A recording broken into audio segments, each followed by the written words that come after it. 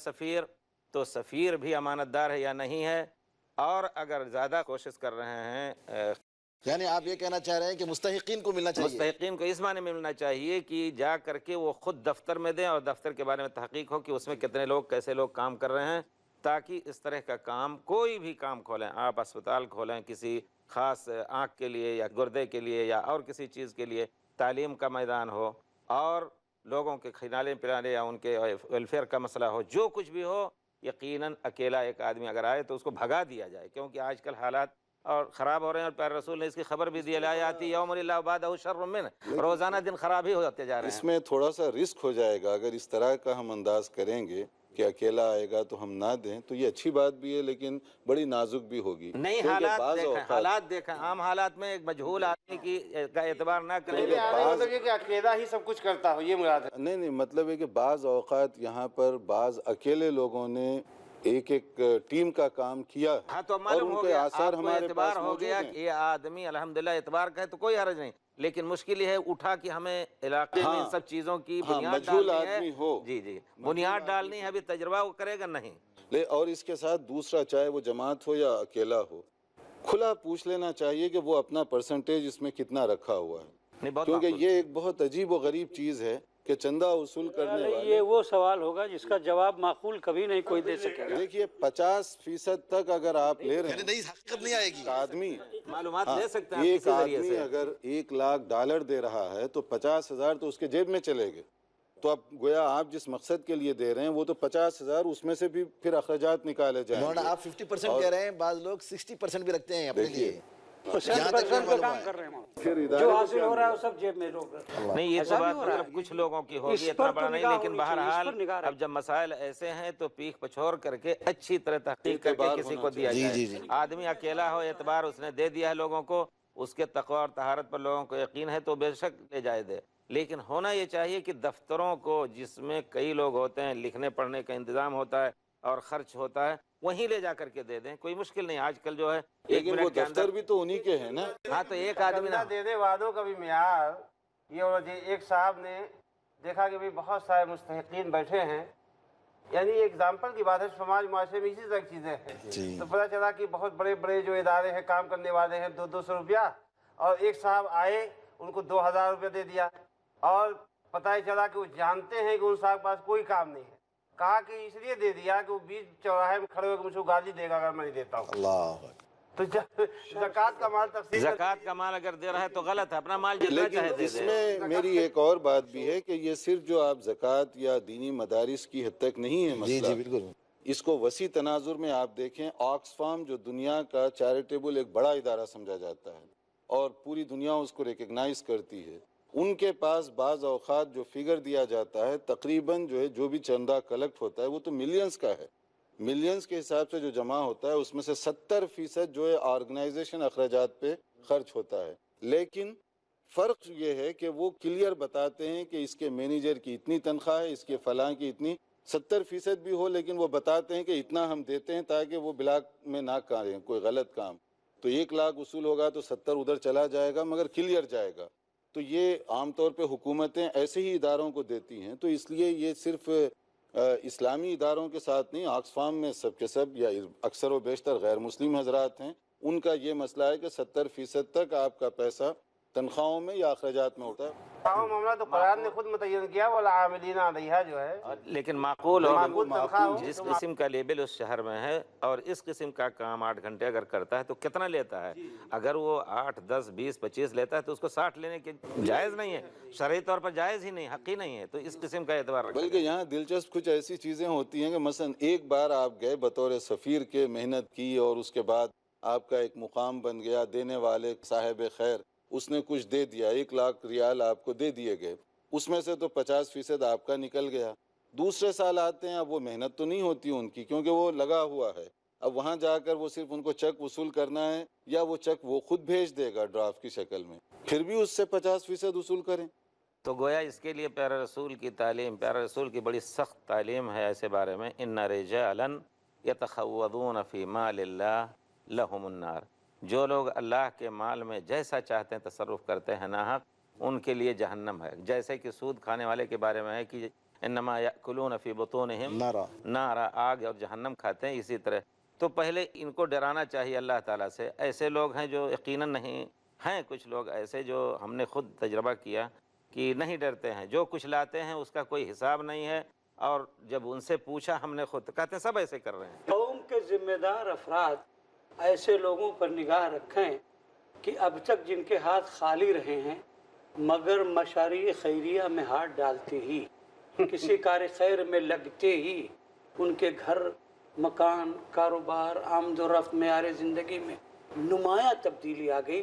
तो बहरहाल कौम के लोगों को ऐसे लोगों पे नज़र रखनी पड़ेगी। तो इसीलिए तो शेख साहब की तजवीज़ बहुत माकूल है कि उस इलाके की तनख्वाहों के मेयार से वो लें। हज़रत उमर के ज़माने में मुहासबा का भी एक हिसाब था कि तुम हमारे गवर्नर हो, तुम्हें ये तनख्वाह मिल रही, लेकिन ये बाकी चीज़ें कहाँ से तुम्हें आई? ये चीज़ होनी चाहिए यकीनन हमारे। ये सब उस वक्त होगा जब मरकजियत हो, इज्तिमाइयत हो, बाकायदा जो है उम्मत के दरमियान इत्तेहाद इत्तेफाक हो, एक सिस्टम हो। अब यहाँ हर एक आदमी अपने मन का मालिक है, तो कहाँ से हो सकता है?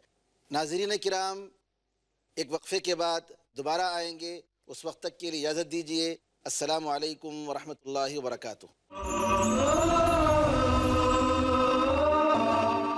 अस्सलामु अलैकुम वरहमतुल्लाहि वबरकातुहू। नाज़रीन किराम, इंतज़ार करने का शुक्रिया। अपने मौजू को जारी रखते हुए हम सवाल करेंगे, मौलाना एक फलाही कामों में से एक काम, अपने वो कपड़े जो इस्तेमाल किए हुए हैं लेकिन इस्तेमाल के लायक हैं, बजाय इसके कि हम फेंक दें, जी गरीबों को, मुस्तहिक़ लोगों को दे सकते हैं।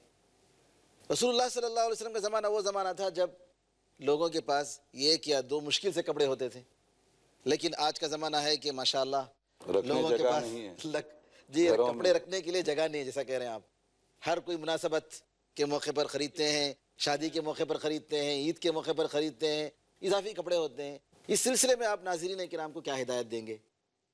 भाई, इस्लामी तालीमात से लोग नावाकिफ़ हैं, और सबसे पहली बात वही है कि इस्लामी तालीमात जो हर मैदान की हैं उससे वाकिफ़ियत हासिल करें। अब हज़रत ने फरमाया फ़िराशुन लिर्रजुल व फ़िराशुन लिज़ौजतिही व फ़िराशुन लिज़ैफ़िही व राबिउ लिश्शैतान, कि एक बिस्तर आदमी का अपना होना चाहिए, एक बिस्तर उसकी बीवी का होना चाहिए, एक मेहमान का होना चाहिए, चौथा काहे के लिए रख रहे हो? तो शैतान के लिए। इसी तरह वला तुबज़िर तबज़ीरा, ये तबज़ीर में भी आता है जी। और जो कपड़ों के ज़ख़ीरे रखते हैं, बर्तनों के ज़ख़ीरे रखते हैं, आसाइश के सामान मुहैया करते हैं, तो वो कैसर व किसरा के तो वारिस हैं, ये खुलफ़ाए राशिदीन के तो वारिस नहीं हैं, जो अपनी ज़रूरत के सिवा कोई चीज़ रखते ही नहीं थे और पेबंद लगे हुए कपड़े इस्तेमाल कर लेते थे। तो सिवाय इसके कि उनको अहादीस और अंबिया किराम की ज़िंदगी और खुलफ़ाए राशिदीन की सादगी ये उनके सामने रखी जाए और उनको बताया जाए कि दुनियावी ज़िंदगी के बारे में एक मोमिन का नुक्ते नज़र और उसकी रिहाइश और उसके साजो सामान का मेयार क्या होना चाहिए। नहीं, वो ज़माना अलग है और आज का ज़माना अलग है। आज के ज़माने में लोगों की ज़िंदगी गुजारने का मेयार बदल चुका है, वो ज़माने की बात नहीं रही। हम ये कह रहे हैं कि वो कपड़े जो इनके पास पड़े हुए हैं, अगर ये लोग गरीबों को देते, ज़रूरतमंदों को देते।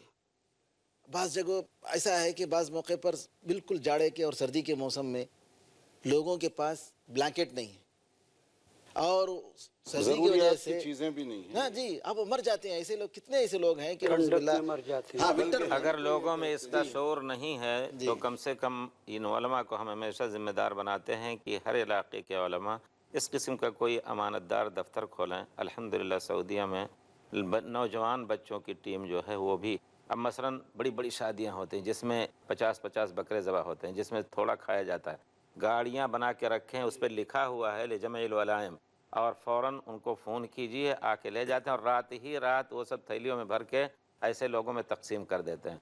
हमारा बच्चा भी इसमें एक शरीक है, जज़ाहुल्लाह खैर, अनस। इस किस्म के सोफ़ा सेट साल भर आपने इस्तेमाल किए, ठीक है, अल्लाह ने आपको दिया है तो इसको बदल सकते हैं, लेकिन हम गरीब इसको इस्तेमाल कर सकते हैं, तो वो ले करके वहाँ पहुँचा देते हैं दफ्तर में। दफ्तर वाले अगर कुछ उसमें रिपेयरिंग की ज़रूरत है फिर इन्हीं बच्चों को बुलाते हैं कि ले जाओ फ़लाँ जगह, ये टेलीफोन नंबर है, उनके यहाँ पहुँचा दो, या फ़लाँ आदमी आया है उसकी शादी करनी है उसको ये मदद कर दो। ہمارا فریز ہے اور کچھ ہے، الحمدللہ بہت تیزی سے کام کر رہا ہے. تو مطلب وہاں کے حساب سے یہ چیز کافی ہے، ٹھیک ہے، کیونکہ اکثر لوگ الحمدللہ مالدار ہیں. یہاں بھی یہ آنی چیز آپ چاہیے. ایک دفتر کھولیں جس میں ان سب چیزوں کو اکٹھا کرنے والوں کے لیے کو اور یہ رکھیں اور کپڑوں پھر ان کے کو تقسیم دینے کریں. کا جو مسئلہ کپڑے ہے، بھی ہیں اور جتنی کپڑوں چیزیں کے ہیں. دینے کا میں سمجھتا ہوں یہ بہت اچھی چیز ہے، کیونکہ اس پر روکنا اس زمانے کے حالات کے لحاظ سے کہ ایک جوڑا ہو یا دو نہیں، جوڑے مشکل نہ ہے. ہو، یہ چیز عملاً بھی ہمیں دیکھنا چاہیے، ریئلسٹک ہونا چاہیے. مثلا اگر ہم ہوٹل میں ٹھہرے ہوئے ہیں اور اس کے اندر روزانہ ایک کپڑا تبدیل کرنے کی ضرورت پیش آتی ہے، اگر آپ 3 دن کے لیے ٹھہرے ہوئے ہیں تو 3 جوڑے تو آپ کے پاس یوں ہی ہو گئے، اور گھر میں اس کے علاوہ بھی کپڑے ہوں گے آپ کے پاس، جو کہ عام طور پہ ہوتا ہے.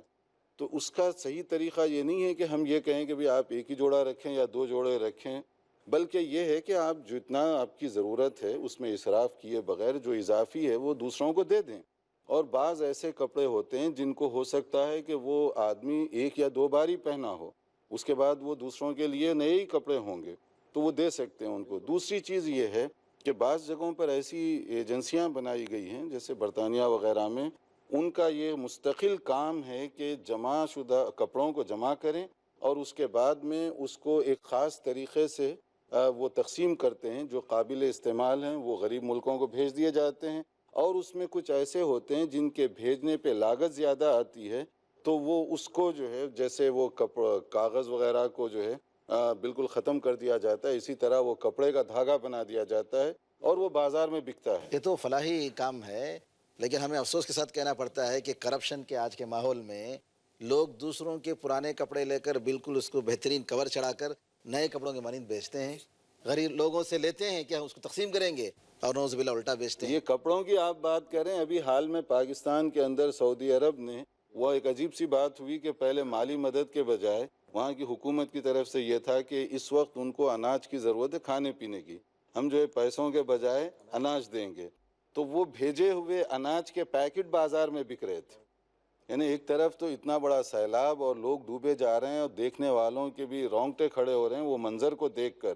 تو وہ حکومت کی طرف سے اس پابندی کے ساتھ کہ تاکہ مستحق لوگوں کو بروقت غذا پہنچے، اور وہ بھیجے ہوئے پیکٹ بھی بازار میں بک رہے ہیں. اچھا، اس موقع پر وہ حدیث بھی تو پڑھ سکتے ہیں نا جی کہ وہ آدمی مومن نہیں ہو سکتا کہ جو شکم سیر ہو کر کھائے بالکل. اور اس کے پڑوس میں بھوک سے جی ایڑیاں رگڑ رہا ہو. تو اب ضرورت سے زائد کپڑے ہیں اور ضرورت سے زائد کھانا ہے اور ہم مست ہیں اور ہمارا پڑوسی جی بلک رہا ہے. اللہ اکبر. جب تک آخرت کے حساب کا ایمان نہیں ہوگا تب تک یہ کام نہیں ہوگا. آخرت اور پن اور ثواب کا جب تک ایمان نہیں ہوگا، یقین نہ ہوگا. ہر دھرم میں پایا جاتا ہے کہ اگر ہم نے اس زندگی میں اچھا کام کیا تو آئندہ ہمیں، اگر یہ یقین کمزور ہوا یا مردہ ہو گیا تو آدمی جو چاہے کرے. آج کل جو ری سائیکلنگ کا سسٹم ہے، اس ری سائیکلنگ کے سسٹم کی وجہ سے جو مطلب یورپ میں رہنے والے ہیں، اگر کپڑے بھیجنا ان کے لیے مہنگا پڑتا ہے تو وہاں ری سائیکلنگ ہو جاتی ہے، اور اس کی وجہ سے جو پیسہ ملتا ہے وہی غریبوں پہ آپ بہتر انداز سے خرچ کر سکتے ہیں. یعنی وہ کپڑے لے کر وہ لوگ کسی طریقے سے اس کو دوبارہ تحویل کر کے پیسے بناتے ہیں. اور اسلامک ریلیف کا ایک بہت بڑا، جو کہ مسلم چیریٹیبل اداروں میں یورپ وغیرہ میں تقریباً سب سے بڑا ادارہ اس وقت سمجھا جاتا ہے، اور ملینز کا ان کے پاس بجٹ ہے. اس کا ایک ڈپارٹمنٹ اسی کام کے لیے کہ کپڑوں کو جمع کرنا، اس میں جو قابل استعمال ہیں جس کے بھیجنے سے مناسب سہولت ہوتی ہے وہ بھیج دیتے ہیں. ورنہ بعض ذوق کی چیزیں بھی ہیں، مثلا بعض کپڑے ہیں یہاں نہیں پہنے جاتے، یہاں کے کپڑے وہاں نہیں پہنے جاتے، وہ اسٹائل وغیرہ کا، تو اس لیے اس کو ریسائیکل کر دیتے ہیں. اس سے جو پیسے ملتے ہیں وہ پیسے انہی کو دیتے ہیں تاکہ وہ اپنی مرضی سے خرید لیں. ہمارے معاشرے میں عملی طور پہ میں یہ چاہتا ہوں کہ آپ حضرات کے سامنے اپنے ایک عالم دین دوست کی مثال پیش کروں. وہ سال میں اپنے لیے اور اپنی اہلیہ کے لیے 4 جوڑے کپڑے سلواتے ہیں. 1 سال اس کا استعمال کرتے ہیں، خود ضرورت کے مطابق پہنتے ہیں، اور سال کے آخر میں اور رمضان شریف سے پہلے اپنا اور اپنی بیوی کا کپڑا اپنے غریب رشتہ داروں کو یا غریب لوگوں کو بطور ہدیات، تحفہ، امداد کے طور پہ پیش کر دیتے ہیں. ایسے لوگوں کو ایک نصیحت ہے کہ نئے کپڑے اگر دے دیں، اسی کو 1 سال کے بجائے 2 سال استعمال کر لیں تو زیادہ اجر رہے گا. اور جو غریب رشتہ دار اپنے رشتہ دار کو دے رہے ہیں، نیا دے کر کے ان کا دل زیادہ موہ سکتے ہیں، زیادہ اچھا رہے گا. ان کو نصیحت ہے ممکن ہو تو نیا دینا چاہیے. جی ممکن ہو تو نیا دینا ہمارے چاہیے. صحابہ کرام رضوان اللہ علیہ اپنے غلام کو نیا پہناتے تھے، اپنا پرانا پہنتے تھے. سبحان اللہ. جی مولانا مقیم صاحب سے میں گزارش کروں گا کہ آج کے ماحول میں ہمارے معاشرے میں لڑکی کی شادی جی ایک بہت بڑا مسئلہ ہے، جہیز کے مسائل فلاں فلاں فلاں. کیا ان انسانی خدمات اور فراہی کاموں میں اگر ہم مسلمان ایسے لڑکیوں کی مدد کریں جو شادی کے بغیر بیٹھی ہوئی ہیں، بوڑھی ہو جا رہی ہیں لیکن ان کے پاس شادی کے لیے وسائل نہیں ہیں؟ دیکھیے، سب سے پہلی بات تو ہمیں یہ کرنی چاہیے، کیونکہ ہر جو موقع آئے اس کا فائدہ اٹھاتے ہوئے کوئی جو صحیح بات ہے وہ پیش کرنی چاہیے. جی تو اس موقع پر یہ ہے کہ مسلمانوں میں جہاں دوسروں کے بہت سے رسم و رواج آ چکے ہیں یا دوسروں کے جو منفی اخلاق و کردار ہیں وہ آ چکے ہیں، ان میں ایک بہت بڑا منفی کام جو ہو رہا ہے وہ جہیز ہے. اور جہیز میں باقاعدہ سودا بازی ہوتی ہے اور اچھے خاصے پڑھے لکھے لوگ بھی اس میں شامل ہوتے ہیں، اور جو علم دین کی طرف منسوب ہوتے ہیں ایسے لوگ بھی اس میں شامل ہو جاتے ہیں. یہ بہت بڑا المیہ ہے، جبکہ یہ چیز دینی اعتبار سے انتہائی سخت قابل ملاحظہ ہے. اب رہی بات یہ کہ بھئی معاشرے میں اگر کوئی مشکلات ہیں تو اس کا حل کرنا تمام مسلمانوں کی ذمہ داری بنتی ہے. اگر فوری طور پر جو ہے ہم اس مسئلے کو حل نہیں کر سکتے کہ بھائی لوگوں کو اس بات پہ آمادہ کرنے کی جہیز نہ لو، اور اس کی وجہ سے کوئی لڑکی بیٹھی ہے تو بہرکیف اس کا جس حد تک تعاون ہو سکتا ہے وہ کیا جائے، تاکہ اس کو مطلب حرام میں پڑنے سے یا غلط طور طریقوں کی طرف جانے سے بچایا جا سکے. تو میں سمجھتا ہوں کہ اور خاص طور پہ بہت سے ایسے ہوتے ہیں جو اپنی عزت نفس کو بچانے کے لیے کسی سے ذکر نہیں کرتے ہیں، ان کی بچیاں سڑ رہی ہیں تو دوسروں کو چاہیے، یہی لوگ ہیں جن کو للسائل والمحروم کہا گیا ہے اللہ کے کلام میں اور حدیث شریف میں، ایسے لوگوں کا خود سے پتہ لگا کر کے تیسرے چوتھوں کو چاہیے کہ ان کی مدد کر کے اور بچیوں کی اس شادی کا کریں. ایک صحیح سسٹم اس کا اجتماعی شادیاں، جی یہ اب بعض شہروں میں یہاں پر بھی جی وہ مختلف اس کے انداز چل پڑے ہیں، بہت اچھے ہیں وہ، جی کہ اس میں جو ہے نا محلے کی مثلاً 5 10 20 جو بھی بچیاں ہیں بجٹ کے حساب سے وہ ان کو ترتیب دیتے ہیں. اجتماعی، لیکن بعد میں جو مظالم سامنے آتے ہیں جب تک دل اندر سے آدمی کا ایماندار نہیں ہوگا، بلکہ وہ ایک اچھی کوشش ہے لیکن اس کے باوجود جو ہے اصل یہ ہے کہ آدمی اپنے اندر سے ایماندار بنے. جو ہے بعض لوگ یہ کہتے ہیں کہ صاحب پہلے سے ایگریمنٹ کیسے ہوتا ہے کہ بھائی میرا لڑکا جو ہے انجینئرنگ پڑھنا چاہتا ہے تو اس کا ڈونیشن اور اس کا خرچہ آپ دیجئے تاکہ آپ کی لڑکی سے ہم شادی کر سکیں. تو کس طرح کے ایگریمنٹ؟ بہت بری حالت ہے، اس میں کوئی شک نہیں. شیخ، فرق یہاں یہ آیا، عالم عرب میں نوجوانوں کی مدد کی جاتی ہے، وہ اس کے مستحق جو لوگ ہیں کہ تاکہ شادی کر سکے ان کو خرچ کرنا ہے. بر صغیر میں آ کر کے یہ مسئلہ الٹا ہو گیا کہ سعودیہ میں بچیوں کی بالکل مدد کی جاتی بچی ہے. ایک پیسہ نہ خرچ کرے، جی، تو بھی اس کی شادی ہو بلکہ جائے گی. آمدنی ہوتی ہے اس کو. آمدنی کی ہوتی ہے، آمدنی بلکہ ہوتی ہے، باپ اس کی اور ماں شادی کو بھی ہوتی دیا ہے. جاتا ہے. بعض جگہ یہ غلط رواج بھی ہے کہ باپ اور ماں اور اس کی بہن کے لیے شرط ہوتا ہے 10-10 ہزار ریال ان کو بھی دینا ہے. سارے عرب ممالک یہ بھی غلطی ہے تھوڑی. یہ عرب ہندوستان ممالک کے جہیز کو لوگ المہر المعقوس کہتے ہیں، یعنی الٹا مہر. یہاں آنے کے بعد یہ ہو گیا کہ بچیوں کی امداد کی ضرورت پیش آ رہی ہے تاکہ باپ جہیز کا خرچ دے کر کے ان کو رخصت کر سکے اپنے گھر. جی، تو اس میں بھی تبدیلی لانے کی ضرورت ہے. لیکن یہ تبدیلی جیسے کہہ رہے ہیں وہ تو عمل کے ذریعے سے ہی ہوگی کہ آپ کس طرح سے تبدیلی لائیں گے. اگر 2 آدمیوں کو بٹھا کر شادی کر دیتے ہیں اور وہ لڑکا لے جا کر وہی مطالبہ کرے تو وہ بیچاری کے پاس تو ہے کچھ نہیں، نہ اس کے والدین کے پاس کچھ ہے. ہم تبلیغ سے کیا کریں گے؟ حکومت ہند کی طرف سے تو اس کے خلاف ایک باقاعدہ دفعہ بنائی گئی دفعہ بنایا ہوا، اور اس پہ پولیس کی طرف سے بھی کافی سختی کی جاتی ہے، لیکن آئے دن ایسے واقعات ہوتے رہتے ہیں. تو تعلیم اور تربیت کے ساتھ ساتھ میں سمجھتا ہوں کہ مالی مدد جتنی ہو سکتی شادی بیاہ کے مسئلے میں یہ ضرور کرنا چاہیے، کیونکہ اس کی وجہ سے صرف اخلاقی برائیوں کی حد تک نہیں، والدین اور پورے خاندان پہ جو ایک بوجھ ہوتا ہے وہ بوجھ ہلکا اسی وقت ہوگا جب ان کی بیٹی کی شادی ہوگی. ناظرین کرام، موضوع ابھی باقی ہے، اگلی نشستوں میں اور بھی باتیں آئیں گی. اس وقت تک کے لیے اجازت دیجیے. السلام علیکم ورحمۃ اللہ وبرکاتہ.